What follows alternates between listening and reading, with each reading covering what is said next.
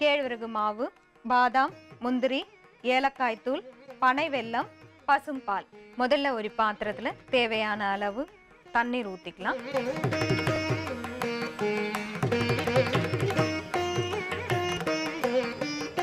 தண்ணி லேசா சூடானதும்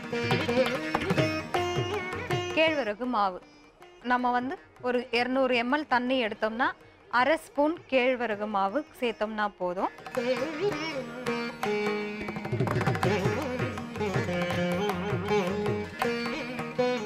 கேழ்வரகு மாவை எப்பவுமே தண்ணியில போடும்போது ஒன்று நம்ம தனியாக ஒரு சின்ன கப்பில் வச்சு தண்ணியை ஊற்றி நல்லா கரைச்சிட்டு அதுக்கப்புறம் இந்த மாதிரி சுடு தண்ணியில் கலக்கணும். அப்படி இல்லைன்னா கொஞ்சம் தூவி விட்ட மாதிரி சுடு தண்ணியில் டைரெக்டாக நீங்கள் மிக்ஸ் பண்ணும்போது கொஞ்சம் தூவி விட்ட மாதிரி தூவி விட்டு உடனே நல்லா கட்டி இல்லாமல் மிக்ஸ் பண்ணிங்கன்னா அந்த கட்டி கட்டாது.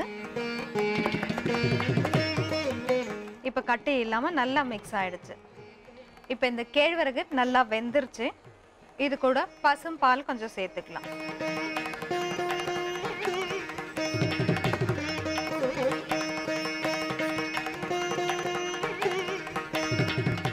இப்போ இது கூட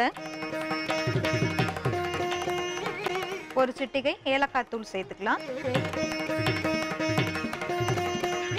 அது கூட பாதாம், முந்திரி ரெண்டுத்தையும் வந்து ஒன்றா சேர்த்து நல்லா பவுடராக அரைச்சி எடுத்து வச்சுருக்கோம்.